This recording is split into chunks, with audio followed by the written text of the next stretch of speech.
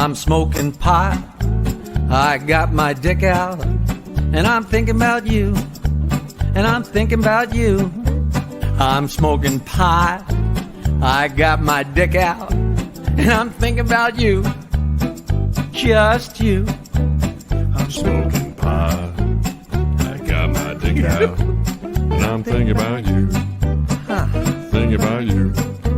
I'm driving along, I'm singing a song, and I got my dick out, and I'm thinking about you, I drank a six-pack, I took my pants off, oh, I love you, I love you, I'm smoking pot.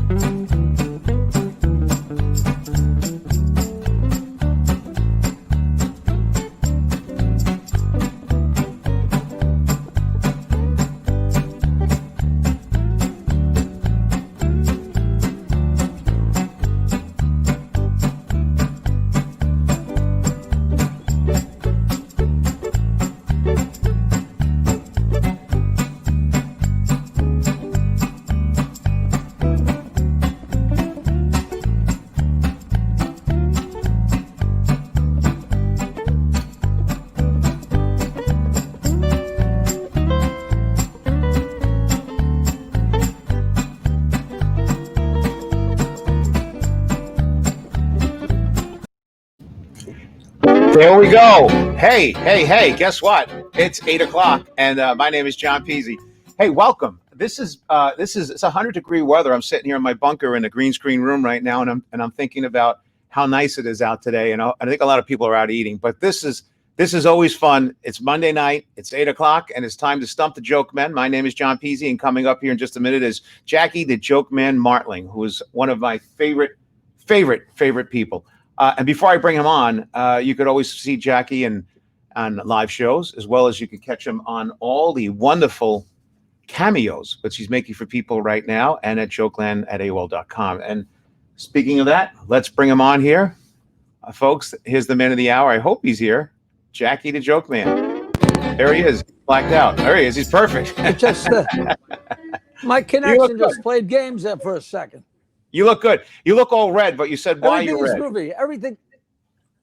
Yeah, no, I've been out in the sun. I'm back to swimming really far. A little bit of exercise goes a long way. It really does. So it feels really good. And I did a lot of those cameos for Father's Day, and actually made some money. And I started on the air in Phoenix this week, so I'm a happy camper. You're all good, and things are starting to look up. I noticed the gigs are starting to come in. People are starting to socialize a little bit with a distance, but they're also having parties, and people are starting to get together. Tonight's a night where people are out eating outside in front of restaurants. So it's all good. It's all good. I hope so. We gotta hope so. That's all. Jackie, tonight's theme is what? We're doing booze, drinking, drunks, drinking. You can't go wrong with booze jokes, No, you can't.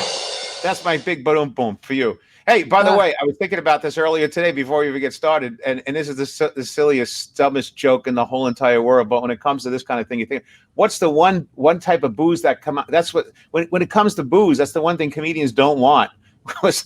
At a club, you don't want anyone giving you booze. Oh yeah, of course. At the end of a show or in the middle. Different kind of booze. So we're good. We're good. So before we even get rolling here, today I was going through the Jackie the Joke Man archive, and it's amazing. People don't know that you have on your property jokeland.com, which you're sitting in right now, I presume, right? I'm sitting here in the middle of jokeland.com that has needed cleaning up for about 12 or 15 years, but I'm going to get to it. You're going to get there. And I'm looking at some of the archive stuff that you have here, and there's some great pictures. And before we even start doing the jokes, you mind if I bring up one or two of these pictures real quick? Well, we should do a drunk joke or two. Works for me. Like one of my favorites, or the stupidest one, is where the drunks walking along, and there's two nuns coming the other way. And at the last minute, the two nuns walk around either side of them, and the drunk says, how the fuck did you do that? Which is so great. And the guy is sitting at the bar, and he's really loaded, and he's jerking off. And the bartender sees him. He says, "Jesus Christ, you idiot! Get out of here! You can't do it. You can't do that. Get out of here!" The guy says, "I can't leave. I can't walk. I'm so drunk. I don't even know who I'm fucking." I love it. I love it. You know, there's a million in the guy in the bar jokes too. I was thinking this one today. Red Bull, which you've had, right? Red Bull and vodka. Sure. Why would you combine those two things together at one when you're drinking? Just zoom through your system, right? Like, my God. I was thinking it's because you really want to be wide awake when you figure out the mistake you just made. You know. Right? I didn't even know if you were making conversation. I'm making a joke. And here's the other one I was thinking that. What's the difference? I wouldn't do that. I don't need to finish any sooner than I do anyway. You know? Listen, I'm right behind you, brother. You're a little bit ahead of me. That's all. What's the difference between Amy Winehouse and Captain Morgan?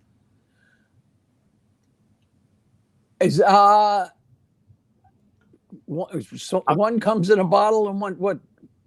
Good. All right. Something she committed suicide? No, she drank it. Captain Morgan's still here. No, difference between Amy Winehouse and Captain Morgan is Captain Morgan comes alive when you add Coke. Oh God! That's horrible, Johnny boy. That's horrible. You know, the drunk wakes up lying in a freshly dug grave. And he says, "If I'm alive, how come there's a tombstone? And if I'm dead, how come I have to take a leak?" I never heard that. That's great. That's wonderful. You know about the guy says to the bartender, "Hey, give me a drink." And the bartender says, "I'm not giving you a drink. You're already too drunk to be in here." He says, "If I'm so drunk, how come I can see that one-eyed cat walking in here?" And the bartender says, "That cat's leaving." What a great cat joke. It's a great cat joke. That's a great cat joke. Great cat joke. So of course, sitting in the I have to give the link to Charlie Fisher because he's sitting in the I'm going to put it in the comments. Charlie Fisher, here's the link to come in because you have to give the stoic look that you present every single day. Barbara said, "What are you going to do?" I said, "I'll be right back. I got to go talk to Charlie Fisher for an hour with John." It's like the three of us, you know. How is Charlie? How is it, Barbara? Good? You know what? I told her it's almost worth having the pandemic for her. She is a baking fool. She makes English muffins, hot dog rolls, hamburger rolls, brioche rolls, dinner rolls out of the simplest ingredients. And it's so good. I'm addicted to her bread. Of course, right now is when I got to lose some weight. And of course, it's bread, but it's so good. You know, and she loves belly rolls. You know, belly rolls are what you get from that. Oh, what are you going to do? Hey, it's all good. Listen, you know, the whole thing for this whole pandemic has been, I used to say, hey, I'm going out to sit, I have to run up and shit, shower, and shave. And now I'm shit, shower, and shaving and sitting on the couch. It's a big difference between it then. Hey, you know, it really is what's Groundhog Day, because somebody's like yesterday said, was so-and-so here this morning? I said, yeah, wait, maybe that was yesterday. No, maybe that was two. Well, the mornings, the days, you know, I get up at 7 o'clock and I go swim really far and climb back in bed and have some tea with my girlfriend and watch what horrors are going on in the world, and then get up and have some breakfast, and then, you know, come out here and piddle. I did another David Feldman call. I do them every Monday. Yeah, thank you for sending me that. They are hilarious. So far, I did a great one today. I was flying. I was rolling like a steamroller. Man, you know, here's it's not a drunk joke. The two farmhands, the first guy says, "That goddamn new bull, Jesus Christ, that goddamn new bull came at me this morning like a steamroller. That thing came at me like a steamroller. Right. Thank God he slipped." And the other cowhand says, "Whoa, that monster, that big motherfucker, my God. wow, if that was me, I'd have shit. And the first guy says, well, what the hell you think he slipped on? I love those stupid jokes. I love those stupid jokes. I love it, love it, love it. Much like Nancy Jackie's. Oh, there people make. There's somebody goof around with us there. And by the way, this guy said, "Look at this, Timothy Gregg. Look at you saying, hey, loved you, Jackie. You're a still. You see, people, fans giving you That cheers is in the very. background. Now, I do these things with David, and David's the greatest audience. You hear him laughing and going wild, Feldman. Yes. But I just found out that he has people in the room with him, and Ah, I guess they're allowed to do commentary. So I don't know if they're, being horrible, because they're all really smart, really intelligent comedians and liberal pundits and everything like that. And I know my jokes are stupid, but they love me every week. So it's like I must be their favorite thing to not like or something. come But on, you got to break it all up. I mean, first of all, when it comes to dumb humor, silly humor, dirty, I mean, it's a big brush. We're allowed to do it all. It's all good. There's no I'll give judgment. this guy a plug. There's a thing on the internet called Mike's Joke of the Day. Okay. And he's just some guy. He contacted me the other day. He's like a stockbroker or something. There's no reason for him to do it, but he does Mike's Joke of the Day, and they're the worst jokes in the world. And I just smile because they're really bad puns. But sometimes puns, if they're just smart enough, you can enjoy them. I might have told you this last week. He said Houdini had a lot of trap doors in his act, but he was just going through stages.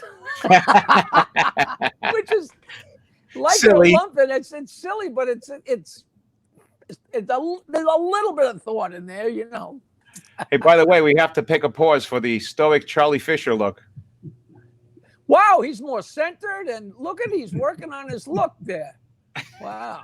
Now all you need is a mask. I don't mean from the COVID, I mean from us. Hey, Now he's gone. So last week, somebody was asking me several times. My friend Lucius Hellsborn here has asked me over and over again. He says, Jackie's got a box of rags behind him. What's the deal with the box of rags? He kept asking. I said, I have no idea. I don't know what that means. Apparently, behind you, you could see inside your joke land, there was a box of like a cardboard box of rags. Yeah, there is, right? Crown, right on the floor, right behind you on the floor. Crown. Look, yes, it's directly behind you on the floor. It's an empty box that's got, it's an empty box that's holding some old audio equipment or something. Okay. So does he think I'm smuggling paper towels? I don't even know what a crown is. I have no idea what he thinks. I have no this idea. place, when I moved in here, this was this big old crazy garage. That back bay there was an auto repair place. There was a coal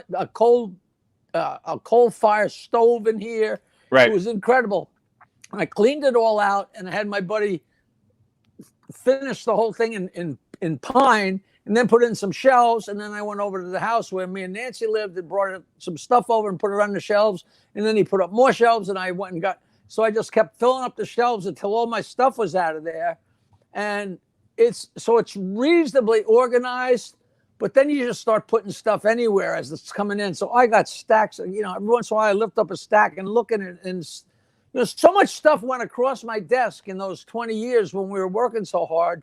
Because I found the lyrics to "Light My Fire," signed by Ray Manzarek, and it was instead of "Light My Fire," it was "Oliver Stone Should Retire," because he did that movie about the Doors. Yeah. They were just one of the songs that me and Fred wrote. Just great fun.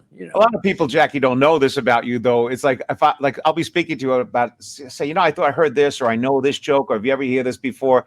And you will send me a picture. You'll pull out one of those books and a napkin you've written something on, and send me a picture on a text saying, I wrote this joke on the show, 1985. And it's like on a napkin and with a marker at a restaurant in Vegas. And you have it cataloged and chronicled. Well, you're exaggerating a little, but at the right space and time. In fact, I've been meaning to send you. I found a whole bunch of stuff. There's an old book called The Classic Book of Jokes that was put together in like 1900 by all these businessmen, because everybody loves dirty jokes, and they're all the greatest jokes in the world. And I went through them, and I circled the ones, either I took them and changed them for me, or I saw them and I have my version of them. But it's funny how they're completely different, but they're the same. You know what I mean? The same guts of it, but it's made into a joke. You could tell. It's funny because I always said the same thing about the Playboy jokes and stuff, that they're so long and detailed, and there's a whole art to that. Now, somebody sent me a link. It might have been you, of Dustin Hoffman telling a classic joke, and he went on and played it out and had the characters, and it was real interesting. And it's a joke that I would tell in 3 lines, which is just 2 distinct ways of doing something. It was a whole long thing, but it was basically the joke about the flea that went on vacation. And he said, I was on vacation. I was in, and it's a travel agent. And he says, I can put you in Ringo Starr's hair. And he comes back and says, I don't want to be there. He's drumming and his head's all over the place. And he says, well, I can put you in Omar Sharif's mustache. And he goes, no, it was horrible. It was smelly. He smoked those smelly cigars, and it was horrible. He says, well, I can put you in Bridget Bardot's muff. So I don't know what show it was on, but Dustin Hoffman said muff. And the flea says, oh, at first it was great. It's fantastic. We're lying out there in the sun and the surf. It's terrific. But 2 days later, I wound up back in Omar Sharif's mustache, which is great. But it went on and on and on. It's a dated joke, too. It's dated with the characters and stuff. Right, but he actually said that to the guy. He said, I got to use the original characters because that gives it its charm, And it's funny, too. People don't realize about jokes, too. Like you just said, you could do them in 3 lines, and there are so many other people. Back in I remember as a kid looking at comedians on the Carson show and back in the Ed Sullivan show back in the days. They were storytellers, and everything. Oh, yeah, and then they go on and on and on, which is great, and that's what made Henny Youngman so different from them, because Henny Youngman was boom, boom, boom, boom, boom, boom, boom, boom, and then Rodney was boom, boom, boom, boom, boom. It was never the long setups, but those are great too. Hackett would go on and on and on. It was great. I love it all. I love it all. I love it all too. I love it all. But today people don't have the attention span. So like Twitter has reduced everything. So even I noticed that you've been tweeting every day at what time? 4:20. At 4:20 every day, I tweet a different joke, or else I say, "Come listen to me and John tonight." Which I did a few times. It's great. Is it challenging to keep it down into Twitter range for some of those jokes that you? It's so funny because I've been saving them. I got them all in the computer since 2012. I've been doing it. But originally, it's 280 characters, but it was originally 140. And it's just so great to go and look at how they looked as 140 characters. And I took it as such a challenge. I was absolutely amazed at the jokes that I could make fit. And there's so many shortcuts that I've always adhered to. Instead of the guy says, I just put guy : you know what I mean? Like simple things. And God, there's so many, just so many. And I'm still going through them and robbing from myself for Feldman's podcast. It's hysterical. You're condensing. Yeah, and they're so silly. And I sit here and I laugh out loud. Jeez. In the back of a bar room, what do we all do? That's really what we all do. As a matter of fact, I was thinking about this earlier too. When you start thinking about, when you think about bar jokes and hanging out, and how many often does a guy hang out at a bar, have a beer, and hey, you ever hear this one? Hey, you ever hear that one? That's the way it's always been. Our whole lives have been like that. But everybody's lives always. But I remember very early on, it wasn't too far in high school or whatever. Like when you're just a bunch of guys outside in the freezing cold drinking beers, that wasn't a joke telling place. But once you got into bars, and it'd be like you tell a joke and he'd tell a joke and I tell a joke. And then as the next guy's telling one, next thing I knew, I'd have like 3, 4, 5 lined up in my head, and I'd tell them. And then the next guy'd go, and I would go on and on and on, and everybody loved it. But I would listen to everybody because you add a few, and that's how the whole thing just blossomed to where it was just crazy overfill, the people don't know is too. You sent me over some phone calls that you had, and I was like laughing my ass off at some of the celebrities that have called. Well, it's just so random because I hosted a few of the hippie fests, and I got to be friends with Willie, and some other people knew other friends. So when me and Ian started Jackie's Joke Hunt, I was asking anybody I knew, could you call me and give us and wish us good luck? And obviously only a few people did it. But what an eclectic group, right? Eclectic. When I got to listening to the one that Willie, I listened to that phone call you sent me, Willie telling you a joke. By the way, it was really long, and he didn't hit the punchline like a comic. You could tell, like, when people know comedy, they try to hit the punchline a certain way. And he just kind of, and I heard it. He I was just like, told it like it was just another line in the joke. I know. Yeah. And I remember, and then he goes, and I'm here. Here's my number, 524. I think I call you, tell you another dick joke. It's so funny to see that. It just goes to show you that no matter how high or low you are in the game of anything in our world, we all enjoy the same things at the same level. Just like Charlie Fisher. Some people love jokes and some people don't. But who does and who doesn't cuts across every line. The That's smartest, true. the dumbest, the richest, the poorest. And Now, it's a uniting thing, just like Jets fans or hockey fans or people that like to surf. It's a group. It's a specific group. Yeah, absolutely right. And we should do some more jokes, and I'm gonna pull up a few pictures tonight of some things that I pulled from Jokeland. I'd like you to tell us what happened in that moment in between our jokes, and if you don't mind. No. I love that. There's a guy sitting in the bar, and he's pissing into a beer bottle. Okay. The bartender says, "What the fuck are you doing?" He says, This shit's so good, I'm gonna drink it again. That's one of the I love that. Now look at this guy, Dan, saying, look at this. He's saying Jackie's broadcasting from inside the sauna. He looks hot. They don't realize that you're in the sun. It is, but it is hot in here. I didn't open the windows. I might even take a 2-second break to go open some windows because it's hot in here. But the reason I look so hot is because I'm sweating from swimming all day and being sunburned. But I love it. I got nothing. I got no problem with the heat. I love it. I really love it. Well, today it's like almost 100 degrees. It's hot and humid out, though. It's really warm. Well, I'm right on the water here, so it's still cool. It's beautiful. So it's still humid. Talk to the people. Yeah, while you do that, while you're doing that, I'll sit here and juggle. So I'll tell a quick joke while we're waiting. Anyway, I got this one. These two girls are comparing their boyfriends, and one goes, "Mine is the best," she says, and she goes, "Why?" She goes, "I call him 7 Up because he's the way he's coming back." I'm here. Oh shit, he's in his shorts. Oh my goodness. Wow.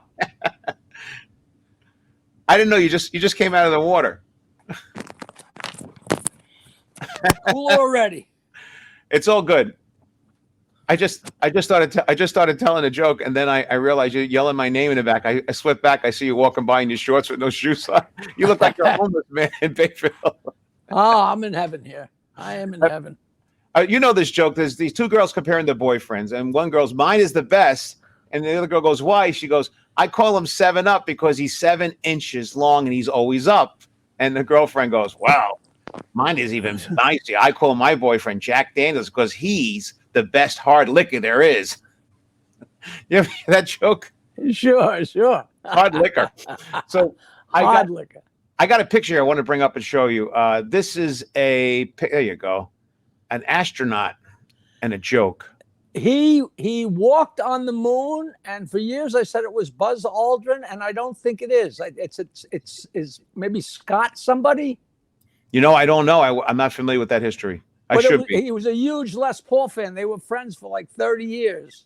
And I'm ashamed that I don't know who it is. I just always said Buzz Aldrin, and then somebody said, "No, definitely not Buzz Aldrin. Definitely not." But there's only so many people that walked on the moon, so it shouldn't be hard to Google. But I've never had every place I've ever posted that joke. Underneath it just says an astronaut and a joke man. I didn't think that. I thought that was so much better than the names. Hey, let me throw this up at you too. There's Artie Lang with his good nose. Back, and by the way, that was when he had his DirecTV show. Oh, that was the it was like a live on DirecTV. He was doing like a radio show. Yeah, but it was what a setup he had. It was so much fun. I did it like 3 times. It was so much fun. Yeah, he had a co-host there too. There was The big guy. The big guy. no. Besides that, he had somebody else too, didn't he? He had the football player. Yeah, yeah, He yeah. had a big football player, and he also had, I never could think of the guy's name, the heavy guy who's really funny. Yeah, he's Mike Buschetti. Mike Buschetti, real good guy. Great guy. We had so much fun. Funny. And the football player was a huge Stern fan, so he loved Artie, he loved me. It was it's so funny. Me and Artie have always gotten along so well. People go, "Oh, it's good to see you guys getting along again." I'm like, "What are you You guys always got such a along misnomer because he started on the show 9 months after I was gone. Well, he used to. I remember on the show occasionally after he started, they would throw a couple, but it's just good banter back and forth. Of course, I mean, you would break your chops a little bit here and there. But I listened to the show. Oh yeah, but that's his job. Of course, yeah. So you got along with him. I haven't seen him in a while. I worked with him a couple of times, and great guy, always a great guy. I feel bad what's going on with all the problems he's had. Well, you know what happened? He was supposed to be in my documentary, and then he got busted and went to jail, and then wound up in rehab. And I was like, oh well, that's that. But the documentary's taken so long to come together that he was out and cleaned up, and he did the documentary. I haven't heard from him in a while. I sent him a couple of texts. I hope he's all right. I'm sure he's all right. I hope he's okay. Yeah, I worked with him too, with Colin Quinn and someone else at a theater in the city once for the Tic Tac Foundation, which, by the way, is probably over because a guy got arrested for gambling. Some DJ. Anyway, he was cordial. He was nice. He was not really cool guy. And I remember thinking, all comics are generally pretty cool guys.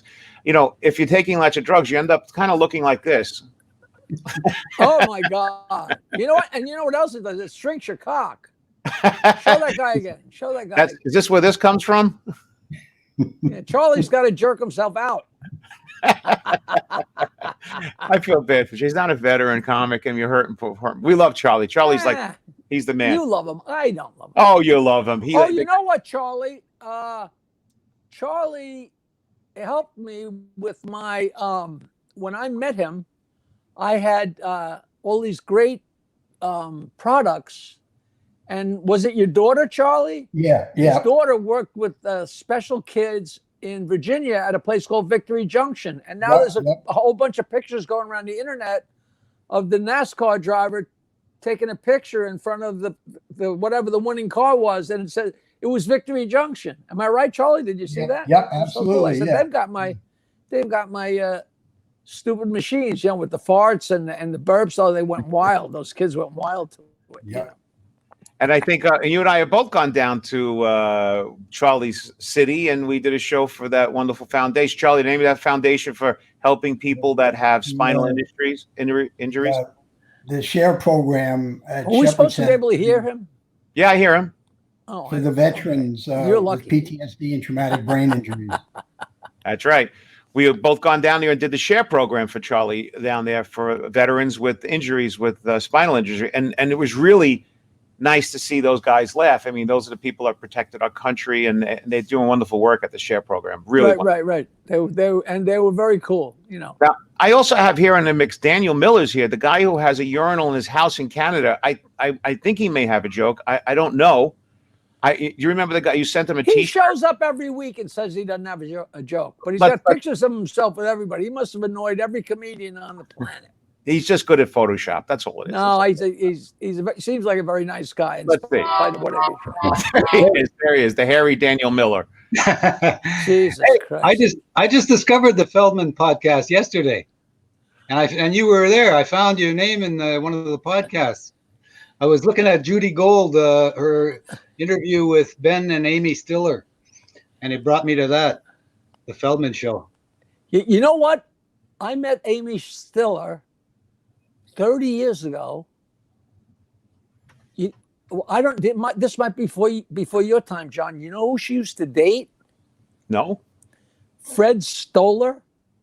From the guy who with the I love Fred Stoller. He's hilarious. Yeah, California. The guy who couldn't remember Elaine's name. Yeah. Yeah. He was so funny, and he said, this is Amy, and then finally it came out that, Jerry and Ann Mira, my parents, like, holy Christ, Stoller careless. I don't think Ben. I don't even know if Ben was in diapers yet, way back then. Long time, Wow. a long time ago. A Yeah, long big time star. ago. But she Big was star. very cool. She was very Yeah, cool. well, Jerry was a nice man, very nice man, so generous and humble. Really Hey, great. Mr. Miller, do you have any good jokes for us today? You have one? I got nothing. I told you. Every freaking week, this guy. Yeah, but look, I got on.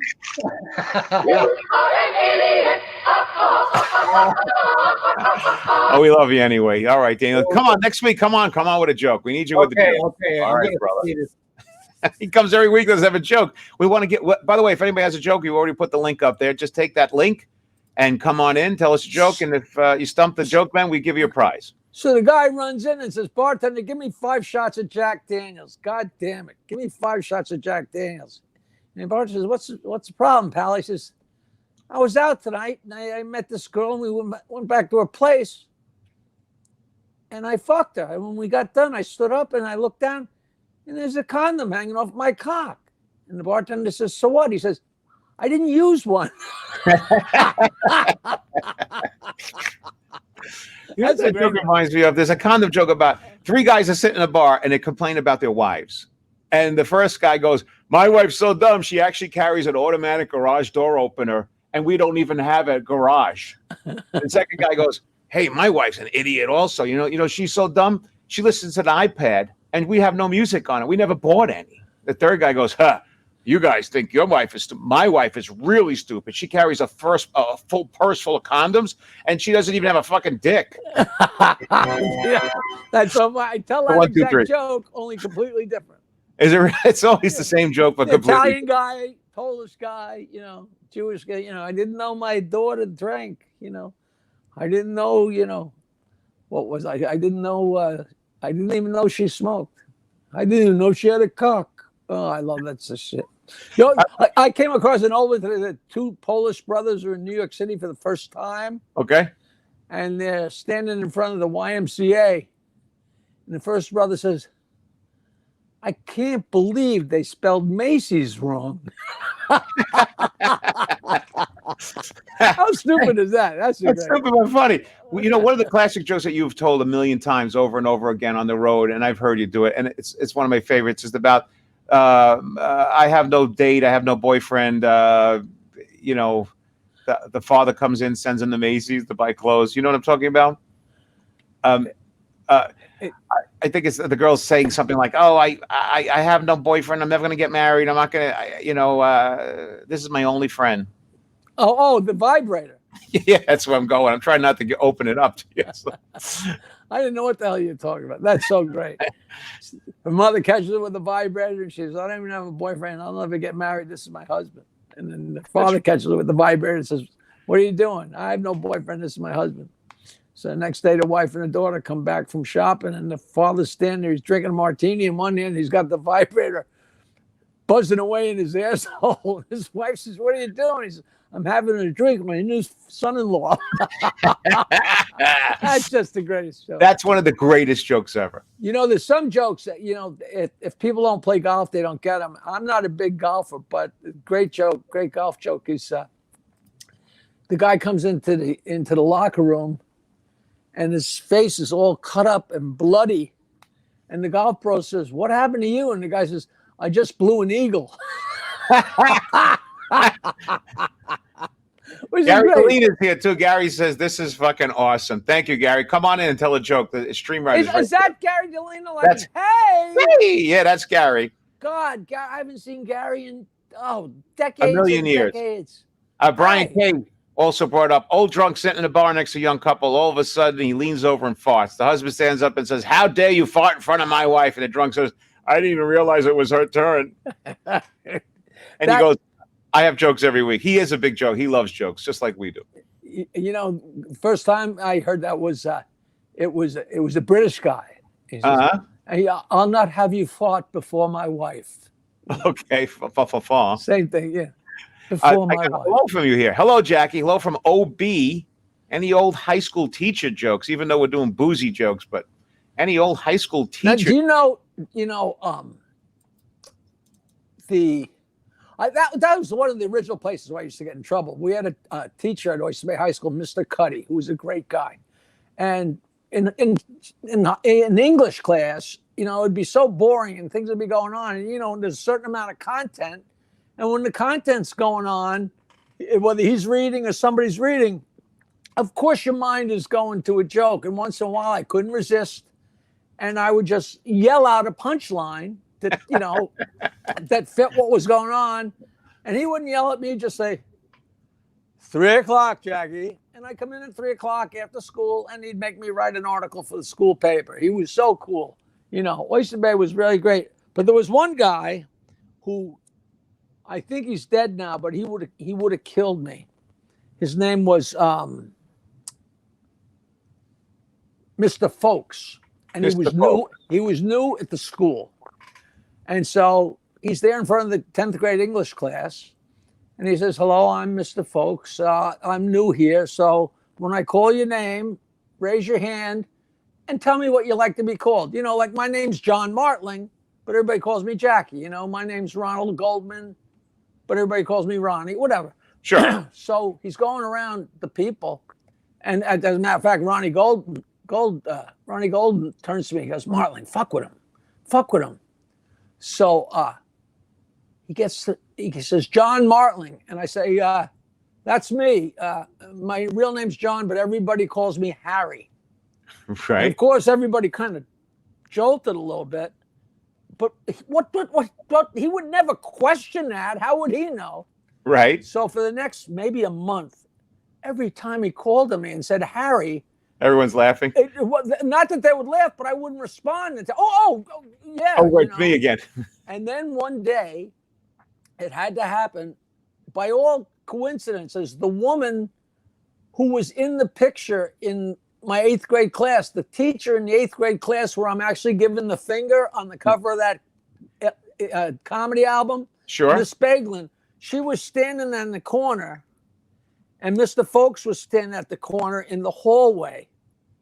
And I came walking along, and she says, hi, Jackie. And he goes, this isn't Jackie, this is and Harry. You could almost see him saying to himself, John, Jackie. You could see him almost Putting it remembering together. all the times he said Harry and I didn't respond, and the snickers. He never spoke to me again. He was fucking pissed. Really?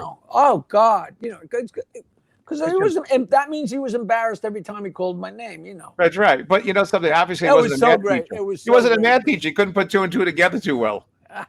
Hey, Gary Lydia says, hey, I'm still alive. Now, Gary's been working cruise ships for a long, long time. And like right now, those cruises are all hanging out. I think they're coming back soon. So we're hoping that you get back out at sea. So Yeah, good luck. come over. Barbara, my girlfriend, works for Omnipop, and that's Yeah. Tom and Jegno, they book all those things, and Minervini, and Hey, who would Walt ever is guess? here. Walt says, does Jackie still take a swim every day in the Sound? 3 so far today. 3? Every Really? day. They Every don't day. know. You do this when it's really cold out, too. You still get out. No, but not so much. Not in the middle of the winter. A million years ago, I actually used to swim.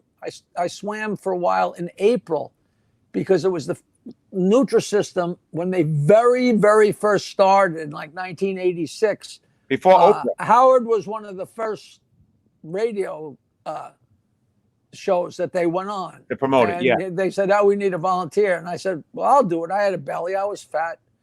And Howard said, he says, there's no way. You have no way you have the discipline to lose weight. And just him saying that was like, well, fuck you.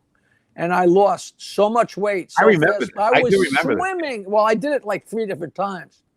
But I swam it was like April 20th or something. And I'm telling you right now, if you go in May 20th, it's June 20th, and there's people that say it's still too cold. But, Right. if you got it in your head, there's a great, great chapter. Anybody that's a Howard Stern fan, if you want to read something really funny, email me, jokeland@aol.com, and I'll send you the Nutrisystem chapter. Okay. It's so funny because they were going to pay me, or they did pay me to lose weight. And it came down to the wire. And I don't want to give it away because it is such a great Email story. you at jokeland@aol.com. And here's, speaking of the Stern Store, back in the day, this is here's a picture. It looks like it's in your backyard. That is, Clever. that's the Long Island Sound, and that is the jetty. You can't quite make out who's on there, Neither can I. but that is definitely Robin Quivers jetty in the front. Did you build that jetty, or you put it in, or? You don't know the story of that thing? I remember listening to the Stern Show and hearing a lot about the jetty, and I don't remember what it was. In 1992, there was a horrible, horrible nor'easter that completely swamped our basement. Our entire office was in the basement. We lost everything, like $150,000. Was so, and the Stern Show, they laughed at it and made fun of me for weeks. That's so funny that Jackie got destroyed. Right.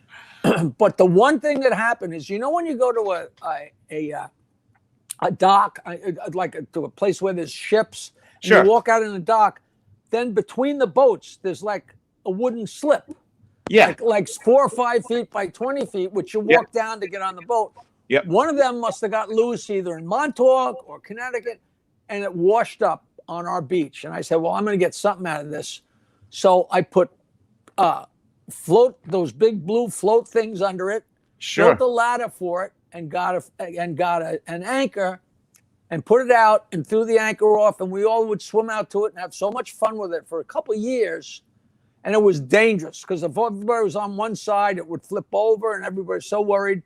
But then we had a big storm and the thing got taken away. There was a great, great Stern story because they were already making fun of me from the word go.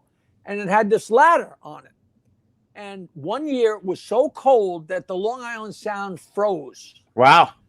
And I hadn't brought sometimes I would bring the jetty in and pull it up on the beach, but sometimes I say, yeah, fuck it, leave it out. So it was out there with the ladder, with the anchor, but the sound froze.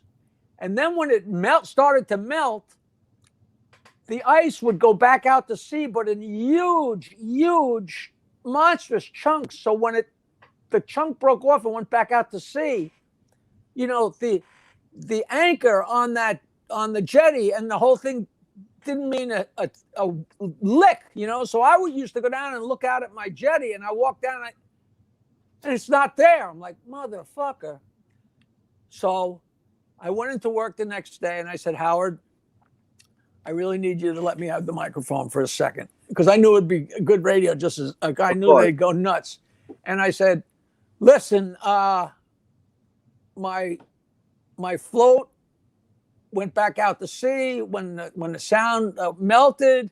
So if it washes up on anybody's beach, just get a hold of me. You know where I am in Bay, blah, blah, blah. And they're making fun of me and Jackie's piece of wood, you asshole, blah, blah, blah, blah. Right. 10 minutes later, Gary comes and says, hey, Howard. Somebody? Nassau County Marine Police are on the phone. They got Jackie's float. Because the thing was out in the middle of nowhere, but the ladder was sticking up. So with the glasses, there's no boats out there. And they towed it into Oyster Bay Marina. They kept it there for the whole winter. I went down to claim it. I gave everybody cassettes. That's how long ago it was. Cassettes? Wow. And they were huge fans. But then that got destroyed. And a couple of years later, Nancy, Nancy hired a guy to build me a float and to build me a lobster cooker, which, what is a lobster cooker? It was a big metal thing. It looks like a baby coffin with a hookup underneath for propane that you can cook 50 or 70 or however many lobsters. When we used to have parties at my house. You had a big party then. This was the party that he was talking about on the air. That kind of party. And we make so many lobsters at once.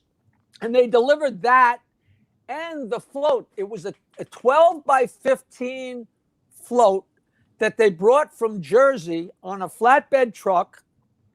This is on the internet. There's like a 45-minute video on the internet of them delivering the jetty and all the guys from the Stern Show pushing in. But the funny thing is, it was designed and built by Bruce Springsteen's first manager.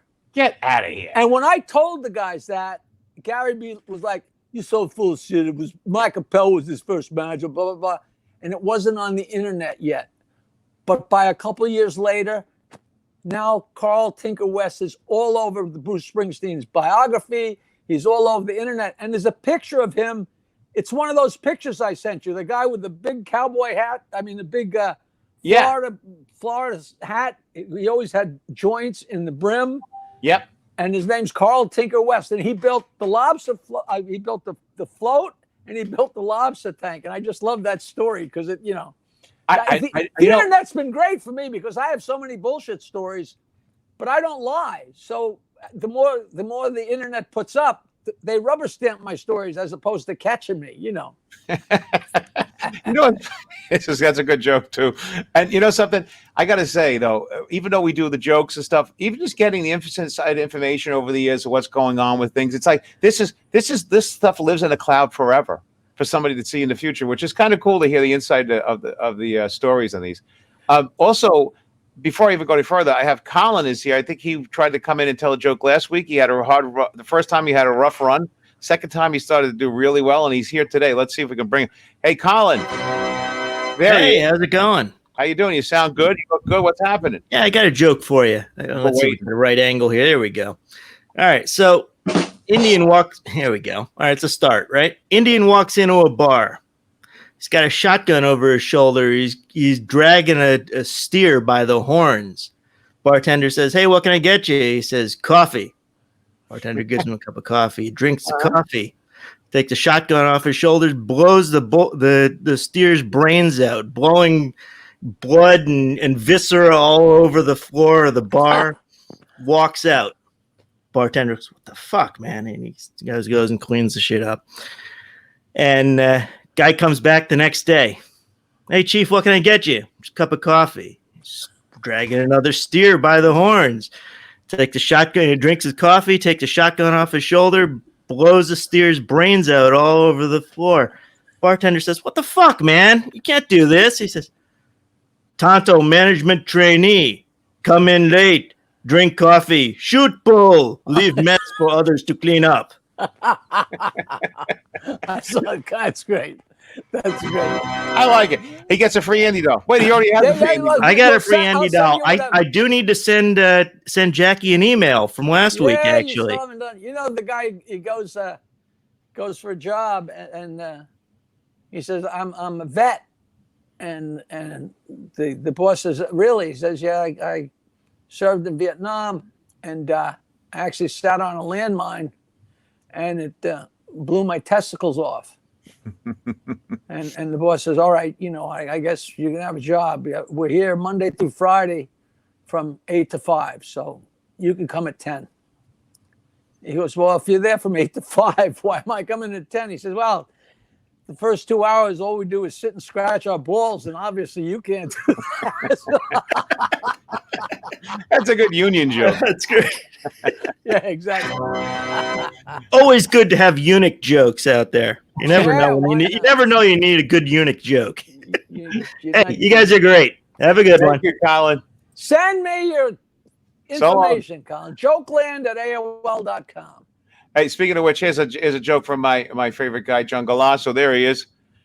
A bar joke. Two guys were talking, and one of the guys says to the other guy, "Did you hear about the new bar that opened up for $10? They give you something to eat, something to drink, and then they take you in the back, and you could get laid." And his friend says, "Wow, I don't believe that all for $10. Have you been there?" And he goes, "Yeah." He says, "Not me, but my sister was there last week." That's a great joke. Great, classic kind of joke. Numbered bar stools, you know. Yeah.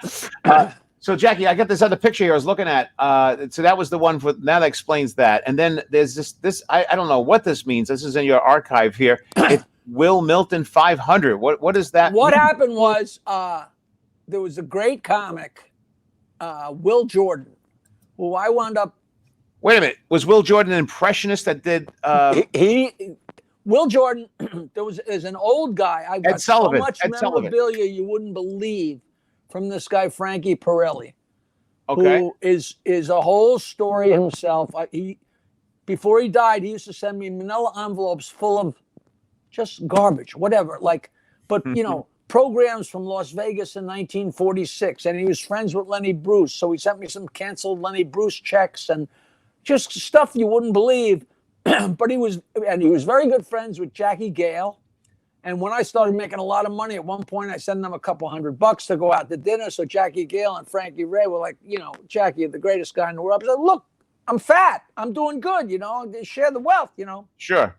So he said, you got to look up Will Jordan because he lives right there in Manhattan. So I took Will Jordan to the Friars Club, and I took him, me and David Friedman took him to the Friars Club, and he ordered shrimp cocktail, which at that time there were only 4 shrimps in a shrimp cocktail. He ate 2 of them, and most of it wound up on the front of his shirt. And he talked for an hour and a half. I think he was 90 years old. And he would start a story, then start another story, then start another story, then go back and finish the other story. But he did ridiculously great impressions. He told stories where some people were above the watermark and some people weren't. Like if he told the story and Jack Carter was in it, you knew who it was. But if it was Mervyn Schmelson's son, who never quite hit the public eye, you know what I mean? It was funny. It would kind of alternate on up and down. But he was such a nice guy. So, but he was Frankie Pirelli's good friend. And he also was good friends with Mike Fine. You know Mike Fine from the Friars Club? Yeah, I know Mike. And his pal. And when Will passed away, they went to look through his stuff, and he had these incredible piles of stuff and different pictures. And that's from Will Jordan's home stuff. He sent me some scans. That's Milton Berle from like 1948. I have it right here. This is a picture. Well, I hope I can see it. I don't know if I can see it too well, but this is him. He used to actually play. There's a half a picture of him in here because of this. He was the guy who did an impression of Ed Sullivan, but his impression, it had nothing to do. Ed Sullivan didn't do any of the stuff that Will Jordan did. It's just like a caricature. And then after that, everybody that ever does Ed Sullivan isn't doing an impression of Ed Sullivan. They're doing an impression of Will Jordan. Like Jackie Mason and Gilbert Nolan. And he was such a character. And I found out later that his parents were independently wealthy from real estate. So he lived above a deli for 50 years, did whatever he wanted. At the end of his career, he used to book himself as General Patton. And he would go to business conventions and give motivational speeches as General Patton. What would you give to hear that? I mean, unbelievable. Unbelievable shit. And he had somewhere in there's an old picture of Rodney looking a billion years old, and Henny. I love seeing pictures of these guys when they were young. Me too. And by the way, speaking of pictures, there's a guy I worked for quite a bit back in the 80s and 90s.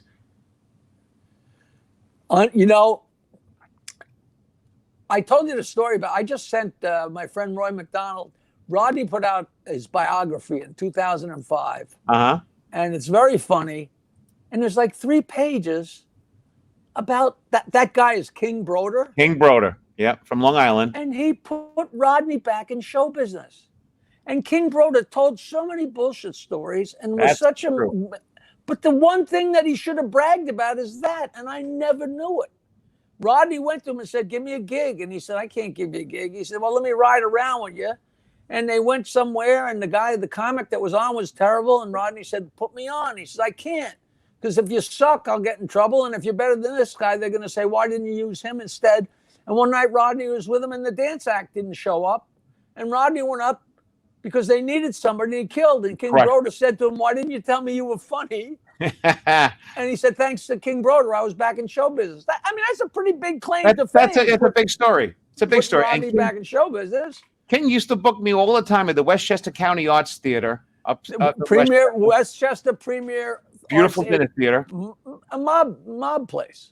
Yeah, it was beautiful. And matter of fact, when he sold his business, that was the one thing he kept, was that gig. Right. He hung on to that. Away. I worked there a couple of times. So the people were sunken down. Yeah. And you the worked in the round below you. The thing that's cool too is that I was there like a year or so ago with another performer. I was opening, and there was an illusionist going on after me, and the son was there. I didn't really had a son. The son was booking a theater. Right. His son's got a nice Holly, guy. He's got an odd name. Yeah. I'm sure he's a fine guy. Great guy. Me and Woods, King Broder is the guy that put Eddie Murphy and Rob Bartlett and Bob Nelson together as the identical triplets. That was the first thing that, the goof being that Eddie was a black guy. It was so funny because originally it was Jim Myers, and we worked one night at my father's place, and they threw Myers out of the group and replaced him with Bob Nelson. just before they went on stage. But Myers went up, and it was uncomfortable is not the word for it. But he was a real successful with the identical triplets, so he wanted to try and make lightning strike again. Sure. So he had me and Bob Woods and Dave Hawthorne came into his office to meet with him. And he said, look, I want to put out a trio of comics. And here we are, broke, hungover, and drunk. And Broder sat there and poured himself a glass of Grand Marnier for himself and sat there and drank it in front of 3 alcoholics. I thought I was going to punch him in the face. And I said, I also sing. And at the time, I had the 45 RPM record of the Pot song on one side. But on the other side is this song called To Whom It May Concern. And it's a very nice love song. And he put it on and played it. And you know, Woods never let me fucking forget this. Broder said to me, you're the Anthony Newley of Long Island. So Woods I got to say, whenever I hear the name, we sat around for 2 days, me and Woods and Hawthorne, drinking beer and trying to name our group. If you were ever in a band, there was nothing more fun than trying to name the group. And we must have come up, I would kill to have the list of ideas that we come up with. The one we wound up, the name we finally settled on was the Rolling Clones. But one of them was the 3 Must Have Beers. The Must Have Beers. That was great. There's another line like that, an old line like that where it says, beauty is in the eye of the beer holder. Right, same shit. I didn't mean to get off, and I didn't mean to go on and on again. No, it's cool because I love this. You know, I love comedy, and even when I hear Bobby Woods, I worked with Bobby Woods a lot back in the day, and I remember I loved Bobby, and everyone loved Bobby. Everyone loved Bobby Woods. He's such a character. He was such a character. Jackie, here's something. I remember you telling me you were doing this. And I remember thinking, holy shit, how do you score that? That is the most bizarre thing you've ever done. You were here as the Mermaid Parade. And well, I don't know what year this was, but you're in the Coney Island Mermaid Parade. They made Do you know who's next to me? I can't tell. No. Annabella Sciorra. Annabella Sciorra. The real estate girl from the Sopranos. Yeah. That Tony banged. What happened was I did a charity event at Shea Stadium, or whether it was Citi Field, whatever it was, for my good friend Sid Mandelbaum, who has the greatest charity called Rock and Wrap It Up. And I go to all their events. I'm on the board. It's always fun. He's the guy that I've been friends with for 15 years. He's got me hooked up with the DNA to chase down the Roosevelts. And we're talking, me and a couple guys, and we started talking about the movie The Freaks.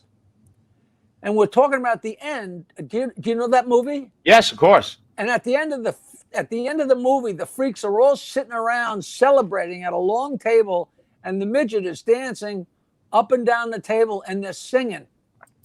And we couldn't think of, it was more of a chant than a song, and we couldn't think of the chant. And one of the guys goes, hey, my buddy owns the freak show at Coney Island. He'll know. And he called him up and said, I'm sitting here, blah, blah, blah, and Jackie the Joke Man. Jackie the Joke Man? He said, yeah. He said, what is that? What was the song in the free? He says, Gooble Gobble, one of us. Gooble Gobble, one of us. Because the girl had, the midget had saved the day. No. The little person. The little person who was getting ripped off by the girl. And somebody found them out. And the guy says, wow, I'm such a big fan. He says, listen, every year we have the parade, the Coney Island parade, where King Neptune and the Queen open up the beach. I remember there's a blonde. That's the Queen. The blonde. She's there every year. She's a mermaid. I know who you're talking about. We booked. It's a mermaid or something. He said, listen, we had 3 guys online, 3 celebrities. 2 of them crapped out. The only one left is Willem Dafoe. But we just heard there's a really good chance he just got booked to do a movie in Amsterdam, and we need somebody. Would you be willing to do it? I said, are you kidding me? Yeah, you My are. entire family was in the stands. Brooklyn is like on fire. They're like 20 deep on either side for a mile Is it on or the two. 4th of July? Riding that cart. No, it's a Special day? whatever the day is. And you come down and then you go to the beach and there's a big key in the sand. And it's like you're unlocking the water. I don't know what it was, but it was so much fun. And she was so great. We just had such a hoot. Oh, just one of those crazy days that when would you ever get to do something? No. I mean, they would have never called me in a million years. It was just, that's what happens with me. I'm in so many different places at the same time. That being a comic, people would never do. Let's do another joke. We're just coming to an end. Let's do another joke. And I did want to bring up another one of these pictures. This one over here with you and Nancy. But go this. Yeah, you take a quick look at that. Here you go. That's the 10 answering machines to dial a joke. Back in the day. That is my mother's attic. Wow. 10 answering machines, 10 machines with 1-minute tapes that we changed every day for 6 or 7 years. And it put me on the map, got me the job at Governor's. It was a whole deal. Me and Nancy, worked together she came to work with me in 1981 and, we got married 6 years later and, we got divorced in 2000. And last night me and my girlfriend had dinner with her and her boyfriend. You're too adult. You're too adult for me. I don't know how you do it. You're just way too old pals. Old and pals. now that's 516-922-WINE. And still going. Still going. Now, listen, you don't have the same stuff there. Now what technology is running that stuff? It got to the point where I got an actual computer. Yeah. And there used to be 15 or 20 minutes of jokes on every line. So you could call in and it's a rollover line. So unless all 10 were busy, you would get a busy signal. But if you were listening and you wanted to change, if you pressed 5, it went to line 5. And in the middle of that, if you hit 7 and went to 7, you could sit there. You could have listened to jokes for hours, literally sitting there. That's so cool. Then it went back and then I came out here and it went down to 2. And now it's one line in my house. Like I look and I see the light go off and I go, somebody calling down. And it's a ring. Is it ring a lot? It doesn't ring. It just the light goes on. But yet, sometimes it's going all day. Sometimes it takes a while before it goes. It's so. It's so funny. It's so funny because my favorite thing in the world is somebody says, "I used to call you a dial joke 30 years ago," and I say, "Yeah, well, dial the number." And usually they remember it because it was, it's an easy hammered thing in everybody's head. Yeah. And they dial and, "Hey, this is Jackie. Thanks for using your finger." And they're like, "It's like 30 years ago." It's amazing to keep it going. And there's another photo here real quick too. This one, Squirting Pussy. That was a movie, was it not? Squirting Pussy. Yeah, that was called St. Joseph's. And it was like you could sell your house if you buried a St. Joseph statue upside down on the property. I never heard of that. It's an old Italian tradition or something. I never heard that. I was a clown and I wanted to buy the property. And then the mobster, Big Pussy, came and he wanted to buy it. And, and I'm a ball breaker. So I got one of those flowers with you see the water squirting. I told the girl, put that on the internet and label it Squirting Pussy. You'll get 1 billion hits, But that's not how we're going about this, Yeah, that's the way it'll be remembered anyways. Is what. All right, let's do another joke before we have to. We're out over an hour already. And by the way, before we even go, we have to, of course, show the stoic Shelley Fisher once more. Yeah, there he is.